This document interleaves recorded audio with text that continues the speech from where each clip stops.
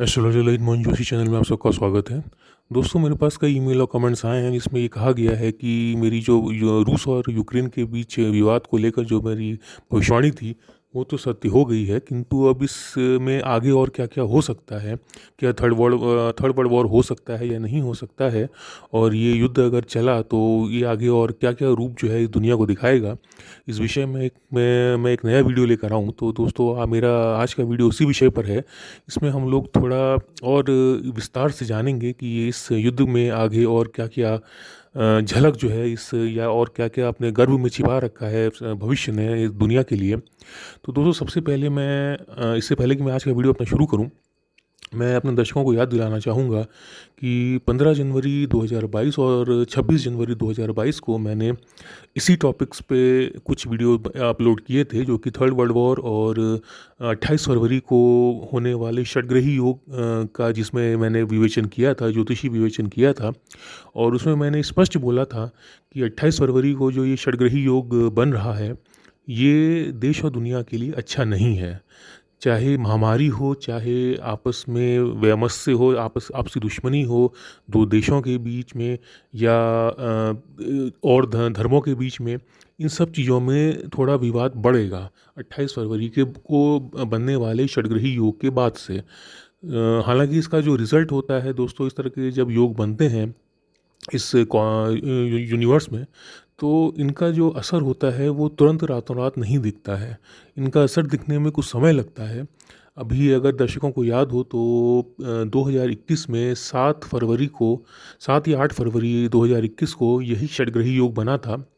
और उसके लगभग 25 से 30 दिन के बाद मार्च और अप्रैल के महीने में, मार्च और अप्रैल 2021 में, जो डेल्टा वायरस ने हिंदुस्तान में कोहराम मचाया था, जो लाशों के ढेर लगाए थे, मैं उम्मीद करता हूं कि मेरे बहुत से दर्शकों को वो चीज़ अभी भी वो भूले नहीं होंगे, जब सड़कों पे लाशें जली थीं।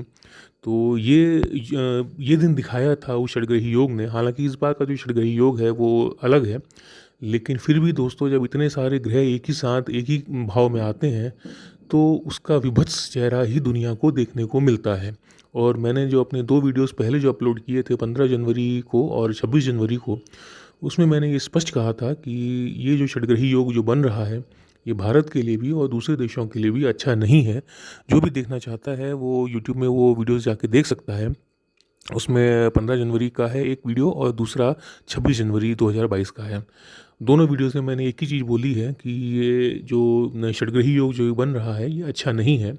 और दोस्तों, जो जहाँ तक रूस और यूक्रेन के बीच का जो विवाद है, वो एक तरीके से एक लालच का विवाद है। जैसा कि हम लोगों ने पिछले 2 साल में पूरे विश्व ने देखा कि चाइना ने कैसे अपनी विस्तारवादी नीति के तहत पूरे विश्व को झुकाने के लिए जो एक वायरस तैयार किया था, कोरोना वायरस, और पूरे विश्व में फैलाया और ख़ुद भी उसका प्रभाव झेला उसने। तो और अभी भी दुनिया अभी उबर भी नहीं पाई है उस कोरोना वायरस के कहर से। लाशों के ढेर जब लग गए थे पूरे विश्व भर में, 2020 में भी और 2021 में भी।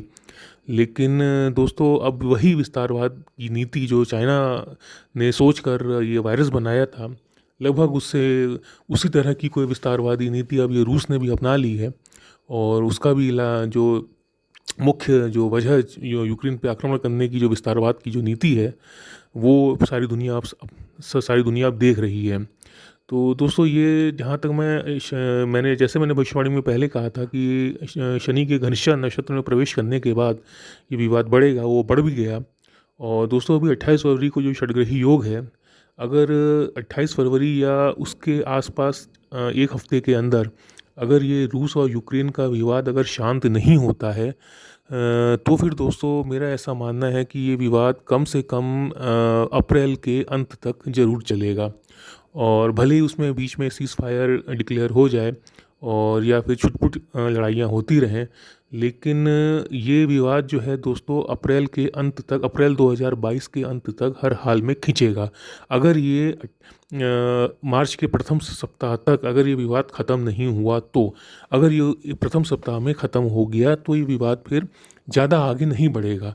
लेकिन दोस्तों, उसके बाद भी मैं फिर से एक बार कह रहा हूँ, जैसा कि मैंने अपने पुराने वीडियोज़ में भी कहा है, कि ये जो 2022 का जो वर्ष है, ये तीसरे विश्व युद्ध या थर्ड वर्ल्ड वॉर के लिए बहुत ही ज़्यादा उपयुक्त है। सारी ज्योतिषी गणनाएं जो हैं वो इसी तरफ इशारा कर रही हैं कि तृतीय विश्व युद्ध या थर्ड वर्ल्ड वॉर को जो 2022 का जो साल है उसके लिए बहुत ही ज़्यादा अच्छा है, या बहुत ही ज़्यादा एक बहुत ही ज़्यादा उपजाऊ ज़मीन दे रहा है उस फसल को उगाने के लिए, जिसको कि हम थर्ड वर्ल्ड वॉर कहते हैं।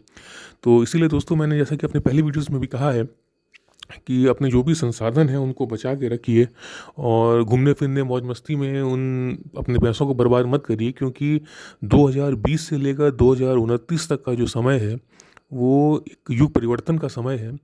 और युग परिवर्तन में दोस्तों उथल पुथल बहुत ज़्यादा रहेगी।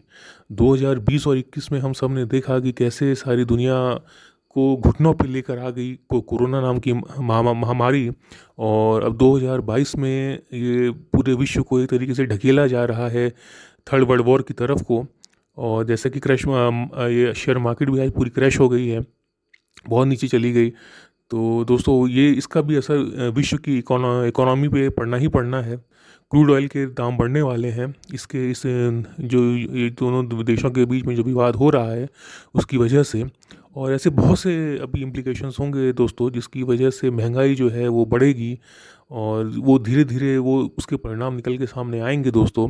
लेकिन जहाँ तक मैं फिर अपना थर्ड वर्ल्ड वॉर की बात है, उसके लिए दोस्तों मैं अभी भी मेरे को लग नहीं रहा है कि ये थर्ड वर्ल्ड वॉर पे कन्वर्ट होगा।